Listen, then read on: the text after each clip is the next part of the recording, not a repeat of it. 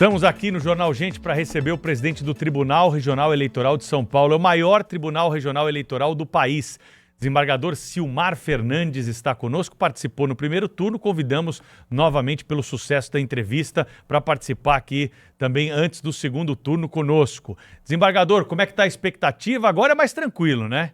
Número menor de urnas, uma quantidade menor de cidades, uma votação só, não tem que escolher vereador, é só prefeito. Como é que o Tribunal Regional Eleitoral está se preparando para essa eleição do próximo domingo? Está tudo pronto? Bom dia. Bom dia, tudo pronto. Bom dia, Pedro Campos, Thaís, Cláudio Humberto, Sônia Blota. Bom, primeiro, fico feliz em saber que a última entrevista foi um sucesso. Você que falou, fico contente Sim. em saber. Só que dessa vez vocês vão ficar me devendo o café, né? Porque eu fui aí no estúdio e agora está aqui à distância. Tá Eu vou vendo? cobrar esse café depois, tá bom, Pedro? Tá na conta. Mas como é que tá a preparação aí? Quantas urnas nós vamos ter nesse segundo turno em São Paulo? Quantas sessões? Quantas cidades tem segundo turno aqui em São Paulo? Sim. Então nós teremos segundo turno em 18 cidades. Nós vamos usar aqui 50 mil urnas, 15 milhões, um pouco mais de 50 mil urnas e 15 milhões de pessoas vão votar. Os das 18 cidades eu não lembro de cabeça, eu preciso ler aqui, eu vou ler para você, pode ser? Sim, mas não tem problema. Se o senhor não tiver na mão aí, é só para saber a universo, né, Thaís? Pra gente ter Sim, são 18 cidades. 15 milhões, enfim, isso é uma população superior a muitos países, né, presidente? Sim, superior a muitos países. São 18 cidades, as maiores aqui, né? Que tem mais de 100 mil eleitores. Vou te falar que as Só cidades, segundo turno, Barueri, Diadema, Franca, Guarujá, Guarulhos, Jundiaí, Limeira, Mauá, Piracicaba, Ribeirão Preto, Santos, São Bernardo do Campo, São José do Rio Preto, São José dos Campos, São Paulo, Sumaré, Taboão da Serra e Taubaté. Então, essas 18 cidades movimentarão aí 15 milhões de eleitores.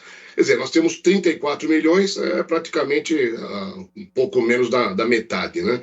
E serão usadas 50 mil urnas, que no primeiro turno foram 114 mil urnas. é impressionante, né, o papel da Justiça Eleitoral de São Paulo num momento como este, né? Eu estava aqui me dando conta desse número, né? 15 milhões de eleitores vão às urnas. Isso significa um Portugal e meio, sei lá, talvez 5 mais Uruguais, ou né? menos isso.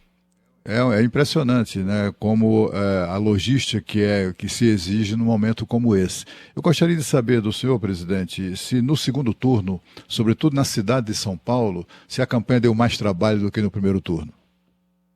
Não, segundo turno não, Cláudio Humberto, felizmente. O primeiro turno teve muita, como eu disse no programa anterior, teve muita violência, teve violência de fato, teve muita discussão, muita ofensa. Agora, no segundo turno, guardadas aí algumas provocações mais leves, digamos assim, correu tudo dentro do normal. Os debates, a campanha. Aliás, o debate termina, a propaganda em rádio e TV termina amanhã. Hoje já até meia-noite é possível comício, depois não pode mais. Já estamos na reta final, tudo preparado para o show da democracia no domingo. Presidente, a votação do primeiro turno teve uma utilização maior da identificação via biometria, não é? Queria que o senhor fizesse aqui o balanço de como é que foi isso no primeiro turno, que foi um grande teste para a Justiça Eleitoral com a utilização desse novo método. Sim, e foi excelente, porque, como eu disse no programa anterior, nós tínhamos um banco de dados com 4 milhões de dados de eleitores que estavam lá congelados, aguardando a confirmação.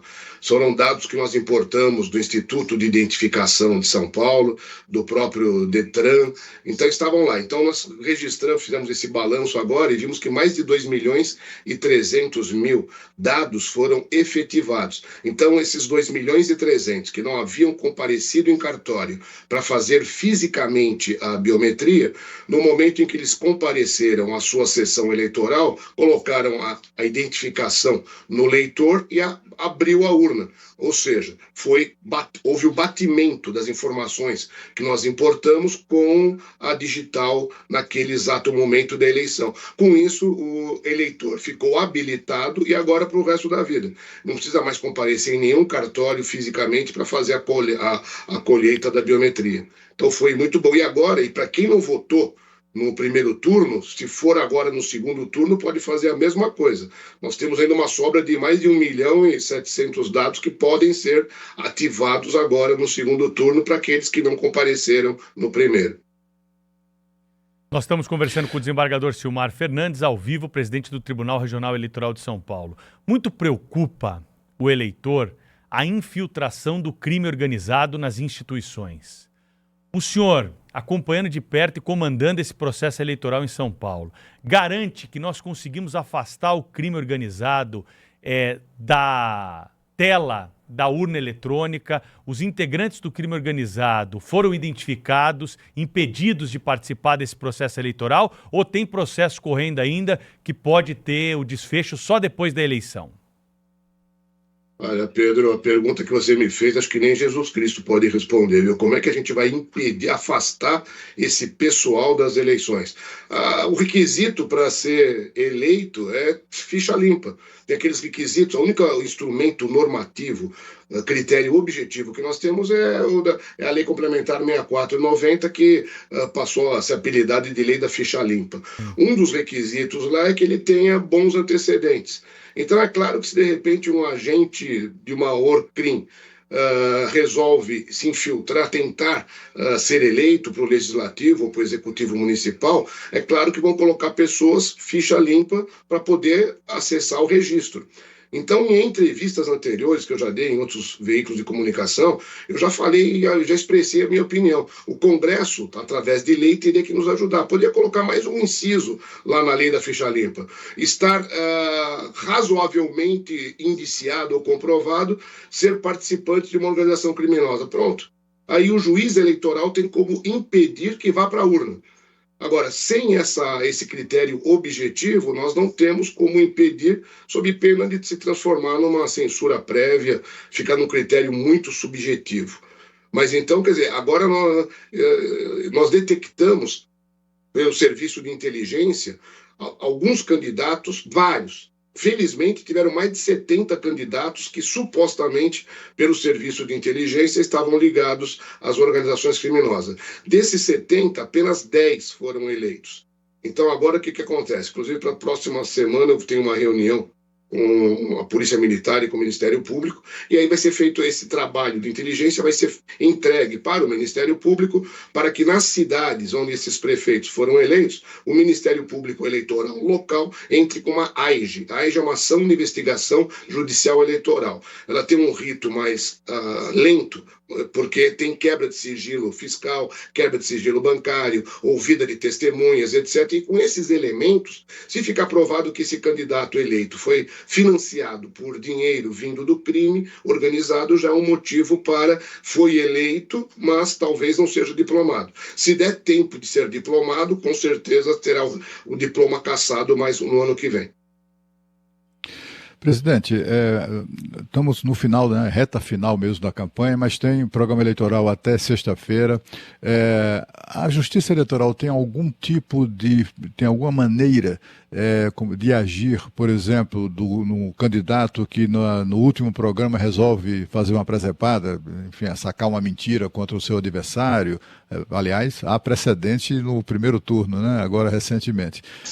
Tem como a Justiça Eleitoral de alguma maneira agir contra isso, impedir que isso aconteça, ou não? Ou não tem o que fazer senão, depois que o crime é cometido, o crime eleitoral é cometido, agir a posteriori? Ou tem alguma forma de impedir que aconteça? Infelizmente não, Cláudio Humberto. Foi justamente o que aconteceu no primeiro turno, em que já estava defeso, né, proibida a propaganda, e foram divulgados aí fatos supostamente inverídicos que estão ainda em apuração. Então, quer dizer, isso é a malícia, infelizmente, é a malícia, a malandragem, digamos assim, do candidato de fazer isso num momento em que já não há mais instrumento legal, porque já não cabe mais direito de resposta. A propaganda de rádio e televisão acaba na sexta-feira, meia-noite. Se for divulgado algo no sábado, nós não temos como rebater isso propaganda de rádio e TV. Na internet, como aconteceu nesse caso específico, houve tempo de derrubar a página e depois derrubar o próprio perfil. Mas aí é claro que o estrago já estava feito. Eu sempre dou esse exemplo, que crimes contra a honra, notícias falsas, é como você ir no alto de um prédio e abrir um travesseiro com penas. Depois que essas penas foram soltas ao vento, você desmentir lá embaixo no chão e pegar cada uma das penas é um trabalho hercúleo e nem sempre resulta, né? Então a gente conta com a boa-fé dos candidatos que não façam isso fora do período eleitoral, porque torna impossível a outra parte. Impossível não, torna mais difícil a outra parte de se defender. Presidente, que horas o senhor acha que a gente vai ter o fim da apuração em São Paulo? Pergunta que interessa a todos nós aqui, que estaremos trabalhando, é claro, no Grupo Bandeirantes de Comunicação, esperando para ter os resultados totalizados. No primeiro turno foi rapidinho, agora vai ser mais rápido? Sim, com certeza será, viu, Thaís? Porque no primeiro turno tinham algumas cidades com 15 minutos, 10 minutos, nós já tínhamos o resultado já definitivo. E agora, com certeza, como são 18 cidades, é um tempo menor.